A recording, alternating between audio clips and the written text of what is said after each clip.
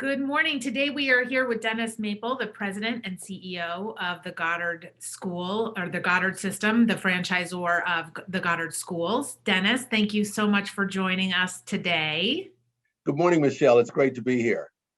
So I want to start with, we have actually, I looked it up, we've worked with the team since 2012, gathering feedback from your franchisees. You consistently make our awards list. So I just wanted to ask kind of what does it mean to you guys to be a Franchise Satisfaction Award winner so many years in a row? It's really fantastic. One of the first things that I saw when I joined the organization was some of the work that you had done historically. And I was really, really surprised and pleased to see that we've been rated #1 in your education sector. And we've been on your top 200 for the duration of the time that we've been working with you. And I think that speaks volumes about the strength of this franchise business, the franchise business model, and in particular, Goddard. And so it means a great deal, a lot of information, and we're able to use that as part of our processing to try to get better each and every year. Yeah, it's great. And we do work with your team each year, and you guys do add a lot of custom questions. So I know that you're using it for more than just the part that you share with candidates. So I just would love to hear just what's your experience been on how you kind of use the data with your team? How do you use it to drive any of your goal planning or your measurement on how you guys are doing?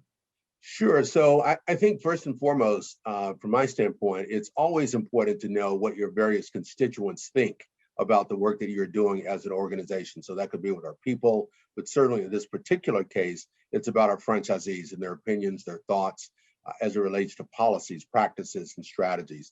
And so getting these survey questions done each year gives us a way to baseline against our competitors, against other franchisors, but also really importantly, against the things that we've committed to do for our system. So we're able to take your data. A quick anecdotal story is back in August, we had been communicating daily, oftentimes with franchisees, and we thought we had done a really effective job.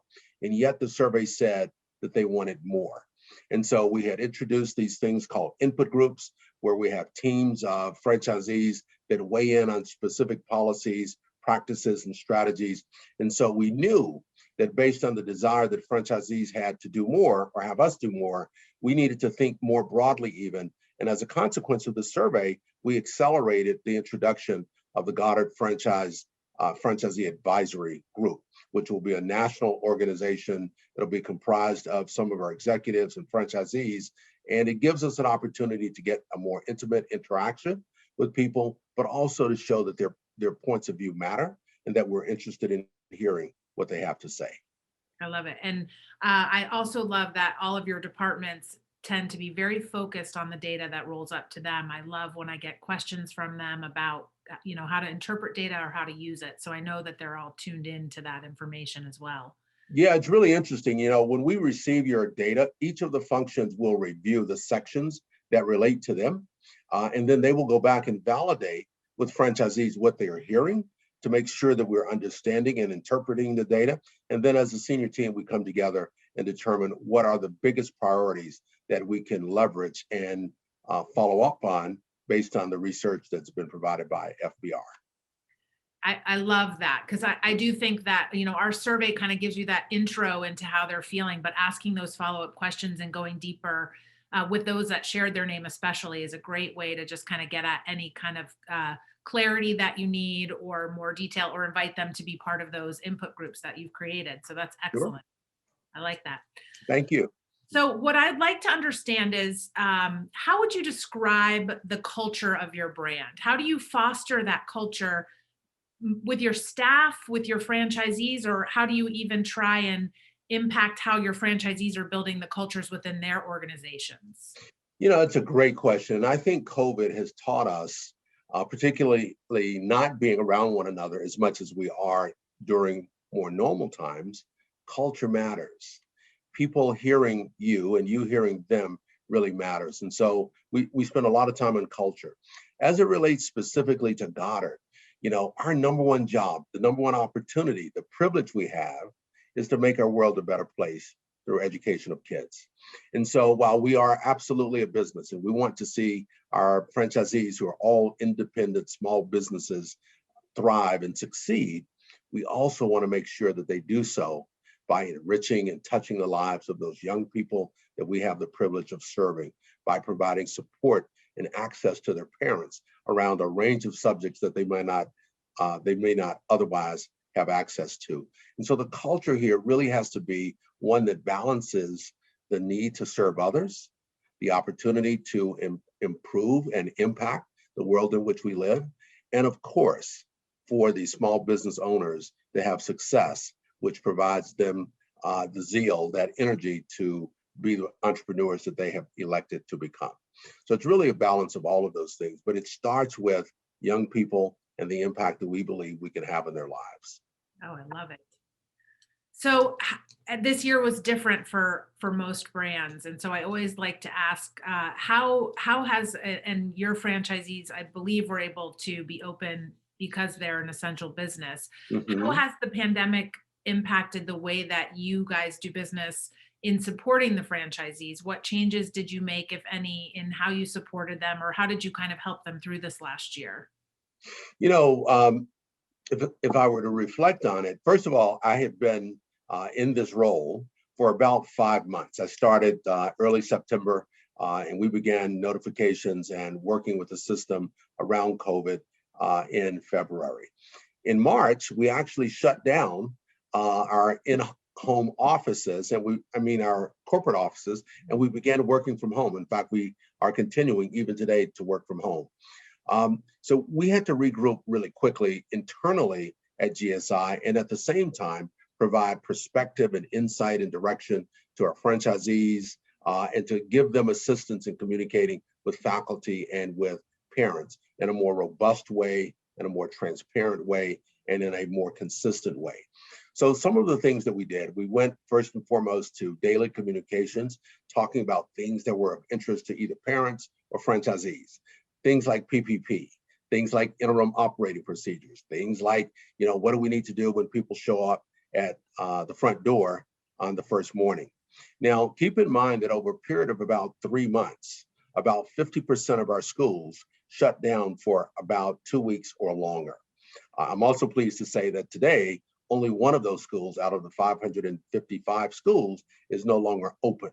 But we were very successful by ensuring that our franchisees understood what resources were available to them, both internally with us at Goddard, but also externally, whether it was at SBA or the government programs that were coming out.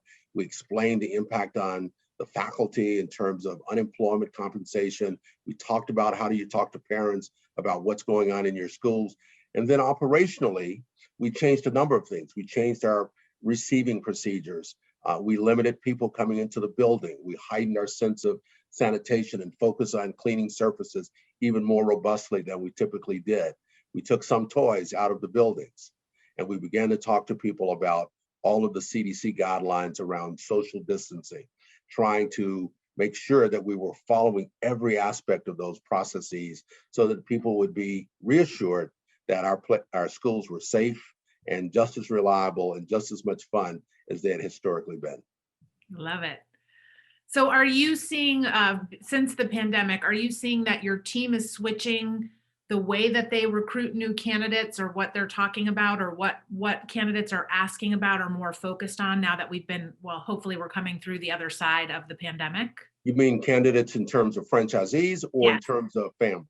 Yeah, no, the franchise candidate, someone that's interested in joining the brand. Yeah, first of all, we have a system that's been in existence since 1988, and I think that speaks volumes about the reliability and the foundation of the business that we have the privilege to be a part of. And so that really continues to speak for itself. In fact, your surveys give us a lot of credibility for those people who are interested in getting into the franchise business model or into the Goddard system. So we've continued to rely on the history of that.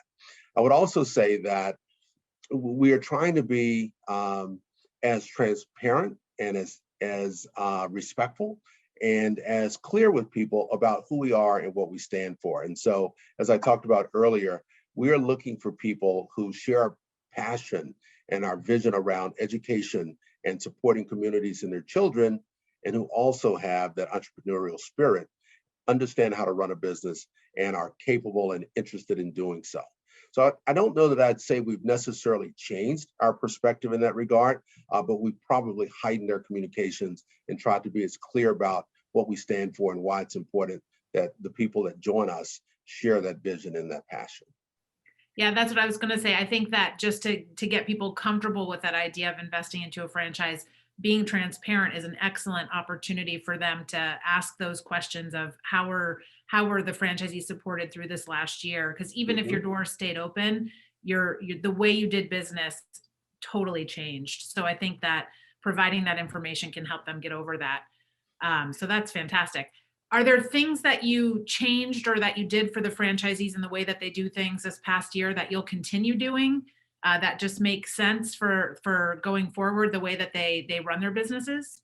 I think so. I think at the top of that list is probably how we communicate with them.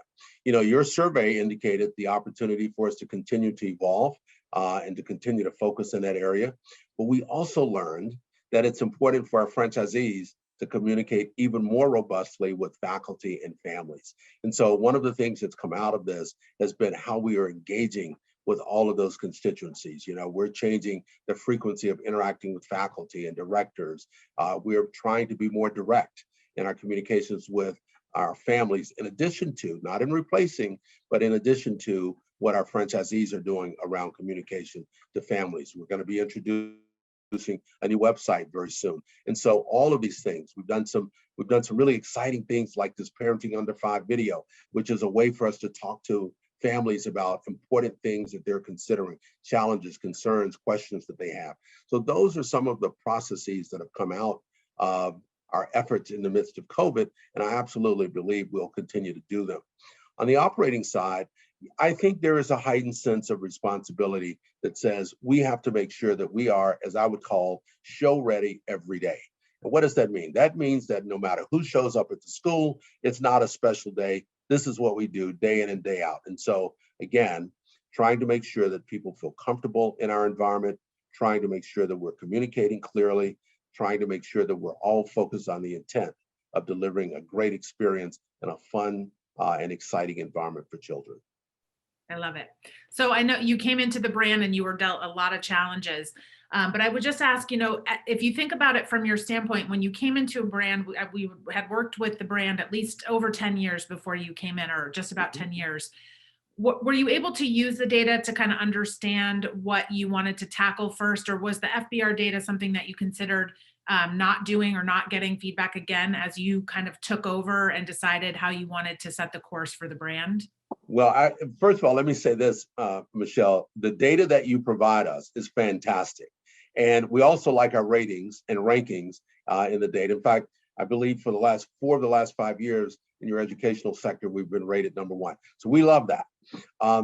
But more important than all of the accolades associated with our performance is the fact that we get great insight and information. We hear it directly from our franchisees. We get to baseline against our competitors. We get to understand how we compare more broadly in this amazing world of franchising. So at the end of the day, I don't see any need that would motivate us to want to go to a different source. I will say this, we are very committed to surveying, and it's one of the things that we've accelerated, this idea of talking to these constituencies. So we've actually, rather than culling back or reducing, we're actually doing more of this. More surveys with parents, more surveys with teachers. And of course, we look forward to your survey each year as well, because again, it gives us very unique insights that otherwise we might not be able to get. And by the way, I would also say, as a plug for FBR, quite candidly, because you're associated with this franchising model, your credibility and your understanding of the unique challenges that the franchising model provides, the relationship between a franchisor and a franchisee and ultimately their consumer, we think that your experience here speaks volumes and gives you great credibility. And so we can rely upon the data that you provide to us. I love hearing that. So, Dennis, I thank you so much for joining us today. It was great. And I will say too, I love seeing you guys have done some really extensive surveys with us that take the franchisees a long time to answer. And I get that question a lot of how long is too long of a survey. And I always say there's no right answer to that. If your team is using the information and the franchisees are understanding why they're being asked that to give up that much time. So you guys continue to get a great participation rate every year too, which means the franchisees understand that this information is important to the team, which is fantastic. And you're just all going to be successful together seeing that every year. Well, we look forward to it. Thank you. Yeah, Thank you no, so I much for appreciate it. your time today. Thank you so much, Yeah. Dennis.